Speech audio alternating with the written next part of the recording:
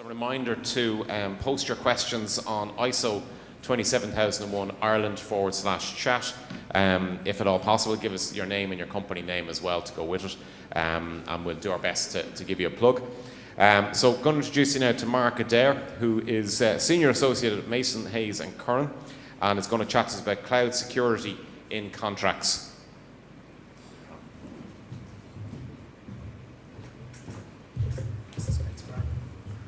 Yeah, that one there, or I'll show you here this one. Yep.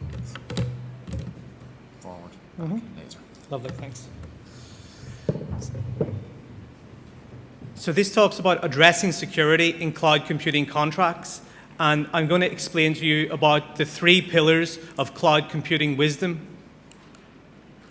So what I want you to keep in mind today throughout the talk and as we go through is the phrase, cloud computing is for everyone, but not for everything.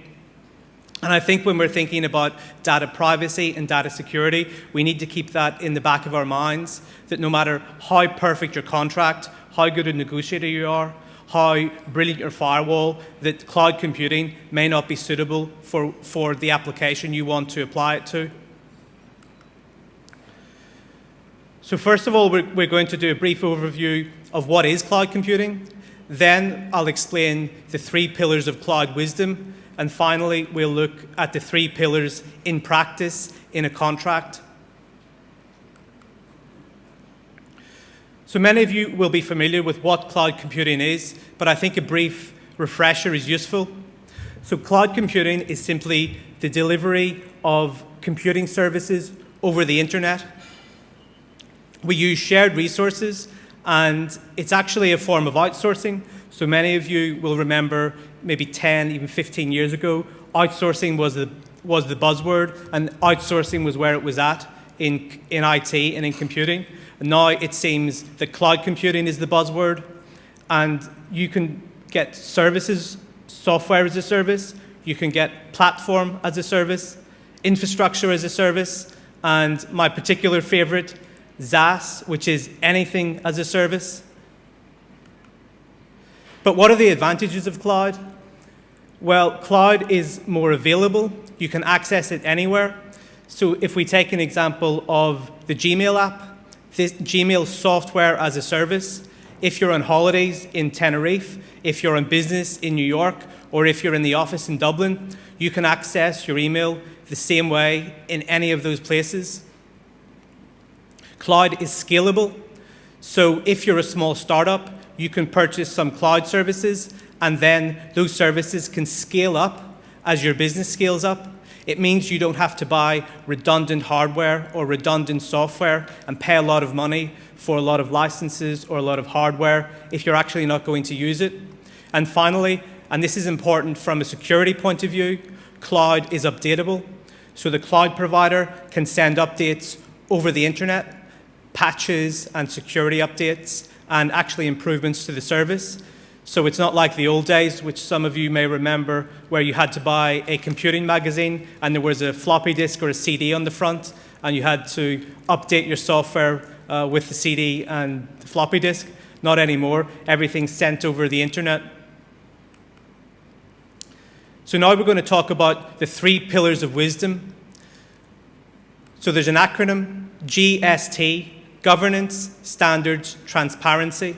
And I think if you can hit those 3 topics in your cloud computing contract, then you should be a lot safer and your data should be protected. So standards. Some of you might have heard of a cloud-specific security standard called ISO 27018. Now this is cloud-specific. It's an addendum to the main ISO that we've been talking about today, and it's actually the first cloud-specific privacy standard for cloud services. It was adopted in 2014, and it's actually a voluntary certification. So if a provider wants to get the cloud security certification, it applies, it goes through a process. If it meets the requirements, it can get certified and put that certification on its website, refer to it in its documents, and really use it as a device to brand itself to consumers as saying, and to SMEs saying, we're cloud security standard certified. So who can achieve certification? It's any cloud service provider who processes personal information on behalf of customers. So you can see from that definition that it's a very, very wide ambit of cloud providers, and it's essentially anyone who is dealing with data who can apply to be certified. The cloud security standard itself sets out the roles of a data controller and a data processor. And a controller is a legal term that we use to describe the party that's making the decisions about the data. And a processor is a term we use to define the person who's following the instructions and processing the data. The cloud security standard gives a uniform approach to both the security and privacy. So it's really important because it applies to the public cloud environment. And I think it's something that as people put more trust in the cloud and as we're putting more data there and essentially handing over our lives as consumers, it's going to be a lot more important in the coming years. But also for businesses, if you think about it, if you can say, we're ISO certified for cloud-specific services, and you're in the business of selling cloud services, it almost seems like a no-brainer. So we're talking about pillars again. So these are different pillars. These are the 6 pillars of the cloud security standard. So there's consent, transparency, accountability, communication, audit rights, and the control over the data. So what happens is the cloud provider presents its service for independent certification, and it has to meet every single one of those pillars to be certified. So it's not good enough to meet 5 out of 6 or 4 out of 6. It has to meet all of them, and then it's able to get the certification. So that's all very well and good. So that's the history behind it. But why would anyone want to get certified? Well, for customers, we've already touched on the fact that it's an independent measure. So if you're a customer and you're out there assessing different cloud providers, you can say, well, they've got the cloud security standard, but supplier B doesn't. And all things being equal, as a consumer or an SME, you're probably going to pick the cloud provider who is certified. And I think flowing on from that, it provides confidence to consumers. They see this independent ISO certification. They know what the ISO is about and that it doesn't provide these certifications lightly. And it provides transparency to allow the consumer or the SME to actually compare different providers. And directly flowing on from that, on the converse, it allows suppliers to differentiate their services from the competitors out there. And it's actually really interesting if we think about who's got the ISO cloud certification. You'll see some really big players in the market: Microsoft Azure, Office 365, Dropbox. If you go to their website, you'll see it's plastered all over there saying, we're cloud ISO certified. So I think if players like Microsoft and Dropbox are saying this is important, this is something we're willing to invest in, it's something that we think is valuable, then what I think personally is that we'll see the market following suit. And the standard's only around a year and a half, 2 years old, so it obviously hasn't taken off fully yet. But I think now that we've got the Microsofts and the Dropboxes of the world being voluntarily certified, we'll see a lot more smaller players in the market follow suit. So we've talked about the 3 pillars: governance, standards, transparency. But let's talk about them in practice and what it actually means if you get a cloud contract across your desk, or if you're a consumer entering into a cloud contract, or an SME entering into a cloud contract. What should you be looking out for, and how can you apply the 3 pillars to make sure your contract's as watertight as possible? Let's take a step back and think, what are the documents that we usually associate with a cloud contract? It's not just one contract, as may have been the case in years gone by. You'll usually have your terms of service, or your TOS. These set out the legal terms from A to Z, but they can also incorporate other documents. Many of you will have heard of an SLA, or a service level agreement. These can be attached to the terms of service, or they can actually be embedded in the terms of service, and these will set out your service levels, any service level rebates or credits that the supplier is willing to pay to you if they don't meet a service level. And it also will set out other service levels other than availability. So you could have, if it's a managed cloud service, how many rings will it take before the phone's picked up by the cloud providing help desk, or if there's an incident and someone needs to come on site to fix your computer or to fix your end, how long will that take? There'll also be an acceptable usage policy. So this is not just limited to cloud, but you'll find many online vendors have terms around what you can and cannot do with the service. So if we think of a cloud provider like Dropbox, which is data storage, Dropbox will have terms around you can't store illegal material, pornography, certain other things that may be offensive or illegal. And the provider will usually have a term back in the terms of service saying, if you breach the acceptable usage policy, you may get a warning, or they may say that we can terminate the service. So it's important to assess the acceptable usage policy and know what you can and cannot use the service for. And finally, the privacy policy.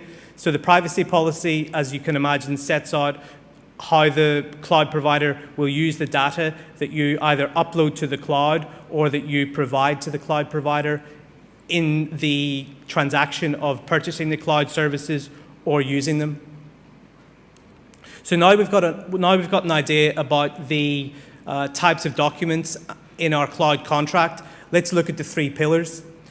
So the first pillar is governance.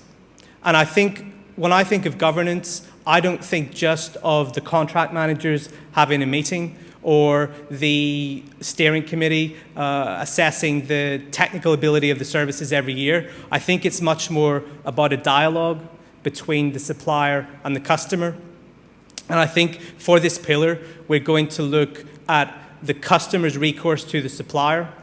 And as we go through some of these terms in the 3 pillars of cloud wisdom, they apply to consumers and SMEs acquiring cloud services. But if there's anybody in the room who's a cloud provider themselves, think of this as what the customer or the SME will be looking for in the services. So if you can address these, or if you can change your contract or adjust the contract so that your terms perhaps aren't quite as harsh as the contract that we're talking about today, maybe you can win more business and win the trust of your customers. So some of the terms we see in standard cloud contracts that come across our desk in relation to governance, the cloud provider will say the service is provided as is, it's as available, and they'll exclude all warranties. So if you're a consumer or an SME using the cloud service, you need to think, is that good enough? Is that good enough? If I'm paying for a cheap service and I'm only using it as maybe a 4th backup, I'm not putting much data up there into the cloud, maybe it's okay. If you're the Bank of Ireland and you're putting all your customer data into the cloud, I don't think it is okay. So it's about assessing the risk and assessing how the contract will be governed. In a similar way, many cloud providers say we exclude indirect loss, which is loss that doesn't flow directly from the breach. And I don't want to get too legalistic about this, but I think it's important that you read the contract, see whether indirect loss is excluded, and decide what losses would I want to recover if the worst came to the worst, and what losses am I happy for the supplier to exclude. Sometimes the supplier will exclude direct losses. So those are losses that flow directly from the breach and will directly affect you as the acquirer of the cloud service. Now, my advice there is simply say to the supplier, no, not acceptable. You cannot exclude direct breach, because if the supplier excludes direct and indirect, then essentially they're excluding everything. The supplier may also have a liability cap, which is what lawyers use to describe the maximum amount of damages that the cloud supplier will accept. So what you need to do in the liability cap is assess whether the cap the supplier is projecting in the contract meets your needs. We'd all love to have unlimited liability for everything, but in the real world, no supplier is going to accept unlimited liability. They've got their own insurances, they've got their own businesses to run. So I think a cap is reasonable as long as that cap reflects the actual proper risk allocation and it doesn't go back to what we discussed before of the supplier trying to exclude everything. Service credits, so we talked about an SLA, a service level agreement. Some suppliers will say you don't get any service credits if we fail to meet a service level. That may be okay, that may meet your business requirements, but if it doesn't, there's no harm in having a commercial discussion with the supplier to say, give us some service credits. And finally, security. You need to look in the contract in relation to risk and make sure the contract is specific about who is responsible for security and backup in the contract. So if the contract says the supplier is responsible or the contract's silent, you need to change that. You need to say that, supplier, you're responsible because we're paying you for a service, or you need to say the contract's silent, we need to specify who's going to be responsible for security. So the second standard, security and access. So I think this pillar brings together what we've been discussing throughout the talk. We need to think in relation to security, the pillar of security and access, we need to think about, is there an ISO standard? So if it's a Microsoft or a Dropbox, you know that the ISO standard is going to be in there. You can rely on that. If the supplier doesn't adhere to any standards, is there any standards that you would like them to adhere to? Are they willing to do that? Are they willing to talk about it? How is access to data controlled and who has access? Does the supplier subcontract? Where are those subcontractors located? These are all questions you need to think about if you're putting data or acquiring a cloud service. Data integrity is also crucially important. So as we discussed before, we're putting more trust into the cloud and we're moving more and more of our lives and our businesses in there. So what happens to encryption? If you're a bank or if there's financial data, does the cloud provider encrypt that data? What backups do they take and how often do they take the backups? Is there a specific recovery point objective after which the supplier is not liable?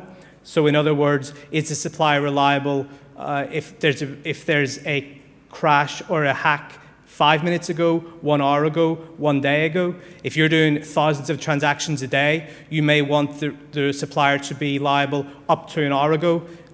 Maybe last week or yesterday isn't good enough. Finally, audit rights. Now, I'm not suggesting that anybody here would say to Microsoft, we want the audit right to come into Seattle and audit you and bring our auditors and go through all your systems and go through all your documents. That's not what I'm saying. What I'm saying is that if you have the commercial leverage in the negotiation, try and secure an audit right, even if it's only over the invoices, the service levels, and preferably the security standards and the security arrangements of the supplier. Now, that's going to be a hard right to try and win, but I would position it to the cloud provider as saying, we as a customer are handing over this data to you. We're acquiring this service. If it goes down, we're in real difficulties. So we need you to work with us, and we need to try and secure as much comfort as possible in relation to security and access. So in that light, and perhaps with that negotiation technique, you may be able to win some audit rights with the supplier. And so the last pillar is transparency. So this follows directly on from security and access, And it relates to the prevalence of cloud computing and the fact that so much data nowadays and so many services are on the cloud. I cannot emphasize enough, you've got to do your due diligence on your cloud supplier. Do not let your sales team or your finance team say, we've got this great deal, these are the cheapest cloud providers in the world. That's not a good way to select a cloud provider. Ask around. Maybe you've got colleagues who've used them. Maybe they have reviews on the internet. Maybe you can meet with their sales team and also their product and security team to discuss with them whether their service meets your needs. You can discuss with them, do they have a business continuity plan? So if there's a disaster or the service becomes unavailable, what happens? If you're a bank or if you're a financial institution or even a law firm and your service crashes, then you want to know that you can rely on a backup plan and the service can go up as soon as possible. And finally, escrow. So escrow, if you are acquiring any developed software or bespoke software, have a think about whether that software should go into escrow before the contract's signed to give you the security that if the supplier becomes insolvent or something else happens, you can acquire the bespoke software back from the escrow agent. So I think, Connor, we're going to take questions. Take questions altogether. Thank you very much indeed, Mark.